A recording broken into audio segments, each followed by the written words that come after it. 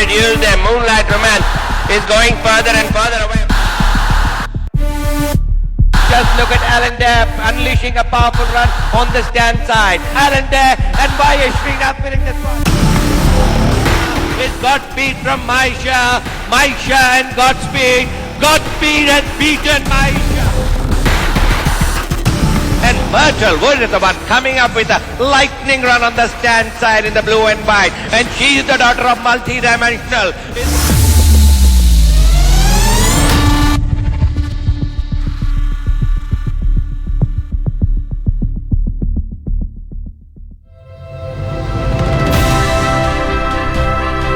The Usha Stud Farm was started by Major P.K. Mehra in the year 1972.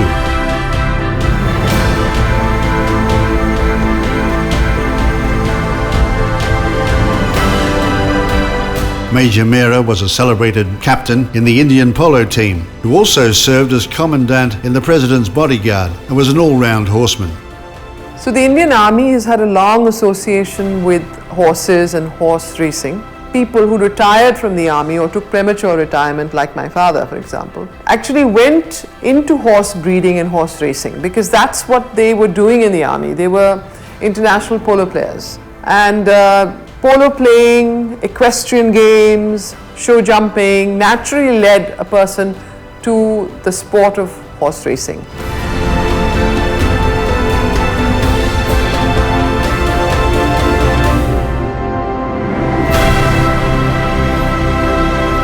The success story of Usha Stud is almost like a fairy tale.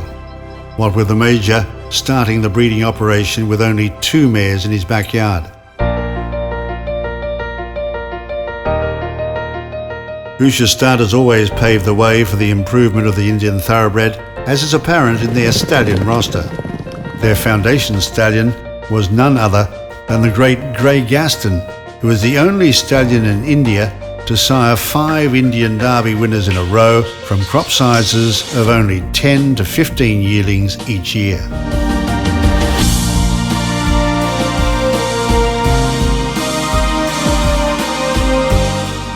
He was followed by the most influential sire and broodmare sire in the history of Indian racing, the legendary Razine, who has repeatedly rewritten the history books and was destined to once again propel this nursery to the very top of the rankings. Major Mehra was not only an astute judge of horseflesh, but had a passion to be number one that showed in the implementation of his plans. During his tenure, the Usha Stud won 7 Indian Derbies and a host of classics right until the year 1998. I think the thing about being a champion stud farm is you can be a champion stud farm for a year, but to continue to do so consistently over so many years where you're viewed as the best stud farm in India is something that I think fills me with pride, but also I think one of the things I have imbibed from my upbringing is that if you do something, do it really well, otherwise don't touch it. So this quest for excellence, when I look at a horse or when I do something, I always want to do it perfectly. And the strange thing is that for the last 14 years, not only has Usha been the champion stud farm, but I've also been the only woman who has reached that height. Major P.K. Mehra's untimely passing in a helicopter accident was a great loss to the Indian breeding industry. And he was succeeded by his 32-year-old daughter. Ameeta Mehra took over the reins with aplomb and soon ensured that the Usha Stud Farm would continue to scale new heights and her father's values would resonate in her philosophies. She was a gold medalist from the Irish National Stud and had done a stint in Kentucky studying the famous equine nutritionist Joe Pagan.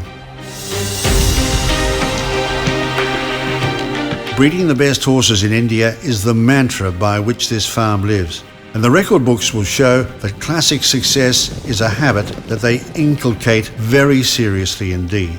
They have been champion stud farm in India a record 7 times and have produced 13 Indian Derby Group 1 winners. This is the highest that any farm has ever won in India or abroad, an unofficial world record.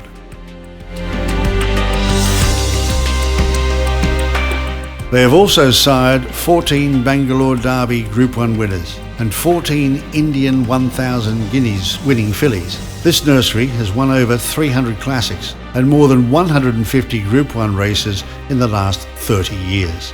Not one to rest on laurels, Ameeta Mehra has acquired stallions with bloodlines that will nick successfully with her elite and enviable band of broodmares. She herself chose and bought Multidimensional, who has already sired a winner of the Indian Derby from his very first crop and is currently champion juvenile stallion in India. Multidimensional, that's the big lad on the block. So Multidimensionals, he stamps all his progeny in two ways. One is their color. Do you know Multidimensional, in 5 years of producing foals every year, not one has ever been a chestnut or a grey, even from a grey mare or a chestnut mare. He stamps his color on every horse. So you will be able to see a Multidimensional from far away.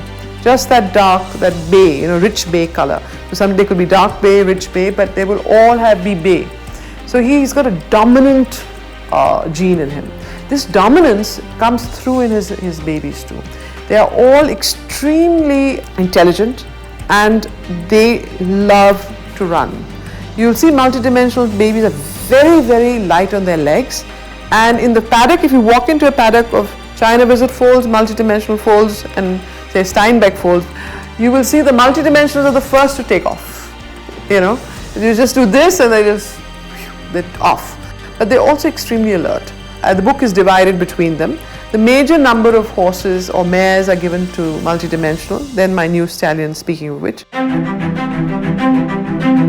The freshman sire on the farm and a new acquisition is Speaking of Which by Invincible Spirit, whose first foals are on the ground in 2016.